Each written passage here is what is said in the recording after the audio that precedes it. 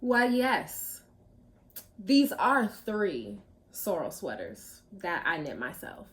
And I, after knitting 3, am going to share with you all the ways that you can improve your sweater game if you decide to knit this sweater. I'm going to crown myself a sorrel expert.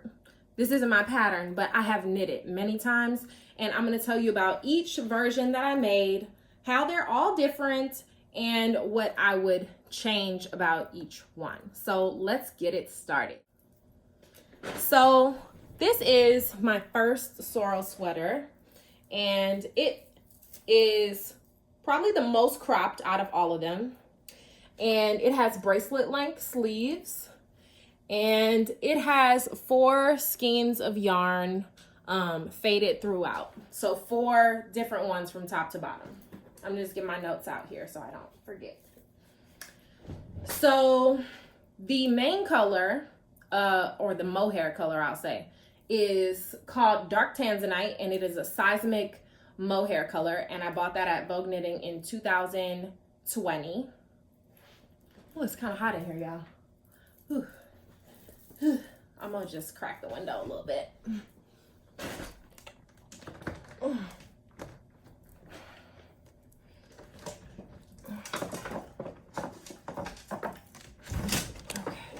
There we go. Alrighty, that's a little better. So the main color for this is the Dark Tanzanite, and well, let me back up. This pattern is the sorrel sweater. It is a pattern from wool and pine, and is intended to be knit in fingering weight yarn with a mohair lace weight held double. So in their sample, they do a fade like this. And I think it's a 4-color fade is what they did. So I pretty much followed that same kind of model when I made this sweater. I have about 1 inch of positive ease. You can see it pretty much like pops back, but it rests on my body. So I say 1 inch of positive ease. When I was knitting this, I ran out of mohair. That's why I have bracelet length sleeves instead of full length sleeves.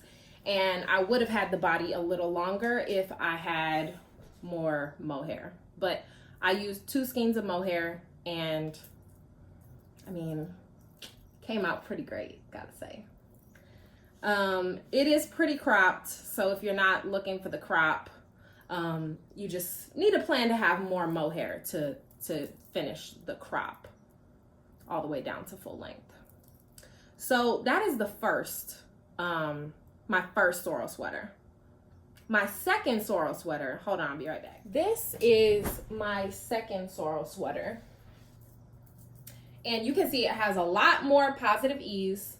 I have a full length sleeve with a bell sleeve here. The other one was a tight sleeve as the pattern suggested. This, I just did some increases along the sleeve. I have a little bit longer dip stitches here.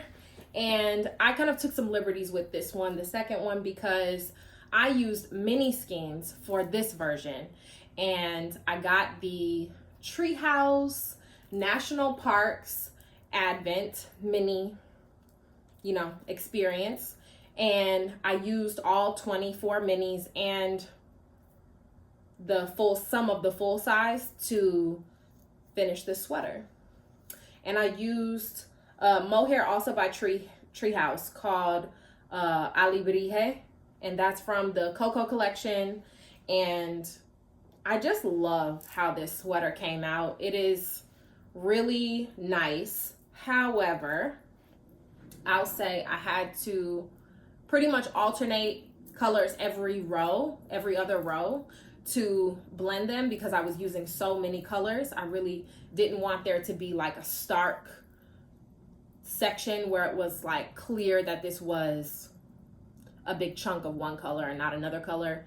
And I asked Lauren ahead of time, the dyer from Treehouse, if this color, the brown Alebrije color, would be good for the Advent if I was going to hold it double. And she said, yeah, that would be a good one.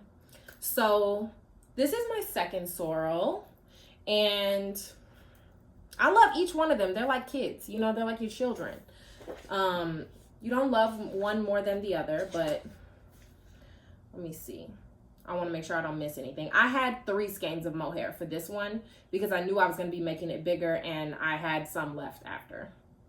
I have 6 inches of positive ease on this sweater, and the bell sleeves, on the sleeves, I counted the number of stitches around my cast off in case someone else wants to make bell sleeves like this. I have 60 stitches around.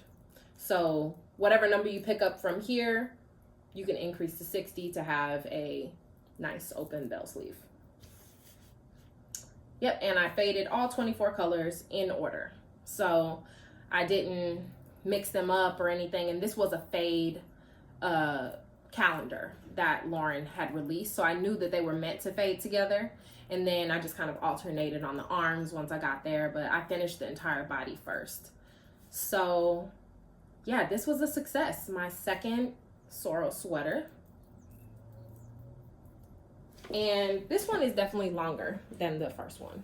Like, this one is almost like hip length. You can definitely wear this one to work.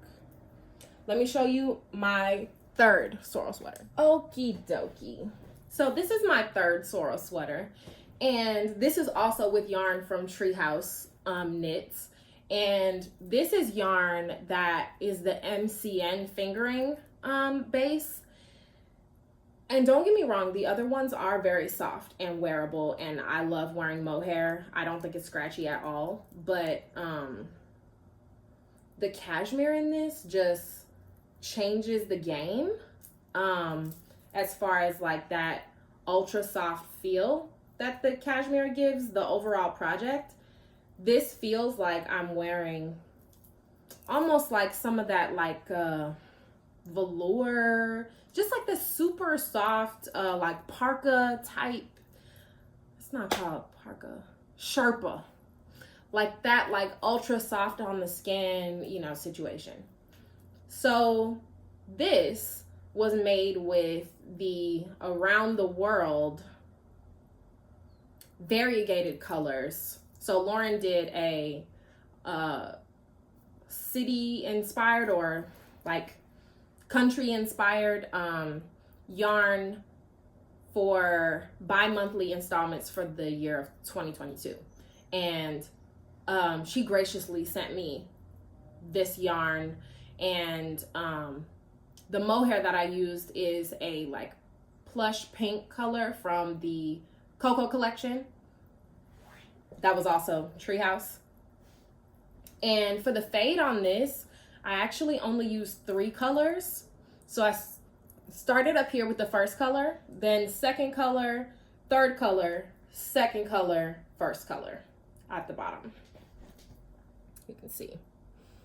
And then I did the same type of fade. So like first, second, third, second, first on the sleeves as well. And then I decided to do something different with the sleeves because it would be like having the same sweater if they were all the same. So for this sleeve, I took the end after I didn't do any increases or decreases along the whole sleeve, and I bound off just a regular like knit bind off, and then I picked up around the knit bind off and I knit in stockinette, and then I rolled it over to make a casing, and then I made an I-cord string to be able to tie on the sleeves at bracelet length. And I just have to say, I'm in love with this. I think this is probably my favorite sleeve out of all of them. I do like a little pizzazz, but I feel like it still keeps the, it doesn't take away from the sweater, I feel. But this is my third one. Let me see my notes so I don't forget anything. So the top color is the Iceland color, then the middle is Cairo, and then the third color is Big Sur. And the mohair name is Coco's Bows. Must be blocked or ribbon rolls in. I don't know why I wrote that. I think maybe I was writing that about the, I was talking about the bottom of the sweater that the ribbon rolls in. I remember why I wrote that. So if you haven't knit this sweater before, let me explain the construction to you. So you start out at the neck, you knit the ribbing, and then you work these increases with a chart. I think there's also written instructions, but it's increases with the dip stitches is what they're called. And you knit it with this side out, this is the right side, until you get to the point where the dip stitches end. And then that's where you just continue knitting. And this side, the right side, is reverse stockinette. So in the inside, and all of the sweaters are like this, the inside is stockinette stitch. So it's easier to turn it inside out and knit, just knit the whole way rather than knitting or purling rather the whole time. So what that means is when you get to knit the ribbing, you have to make sure you're doing a twisted rib on the right side, because you'll already be knitting on the wrong side doing knit stitches. That's something else you have to also consider when you pick up for the sleeves, because if your wrong side has those bumps on it, and I actually did it wrong. I'm going to show you what I did wrong so you don't have to do it wrong. I actually had this side facing in, and see my seam here where I picked up those stitches is showing. But it's literally under my arm. Like, why are y'all looking at my arm so hard? If anybody ever says anything, that's exactly my reply. So let me see my other notes. Yes, turn it inside out with the right side facing to pick up your stitches so you don't end up with that line over there. A great thing about this pattern is you can use those one skein wonders, like those one skein yarns that you picked up because you just loved it and you just needed it. This pattern is very forgiving because of the fade directions. The fade is over a long number of rows. So visually, when you're looking at two yarns that really aren't even the same, your eye can't tell really where one starts and one ends because of the directions they have in the pattern for fading those colors. And I do highly recommend following those directions. And you can blend a multitude of variegated yarns together, especially when you're holding it with a mohair also, because the mohair is what will hold it all together, and it will kind of make all of them forced to like play nicely together. So for this pattern, I have only used variegated yarns and tonal mohairs. I recommend for this pattern to do that same thing, because variegated yarn and variegated mohair is just going to be too much. It might be all over the place. But just in my experience, knitting 3 of these, I think it turns out great when you use a variegated yarn and you use a tonal mohair, just to not take away from the yarn, to really just add that little extra color. Do a swatch with the proposed color order. So this I did with my first sorrel, and I'm really glad that I did, because the order that I thought they would look nice together is not the order that they looked best together when I did the swatch. And you can see it happening as you're doing the swatch. And when you do the swatch, you want to follow those fade directions that they have in the pattern, so that you can see how it would look as your colors kind of blend together. And I'm telling you,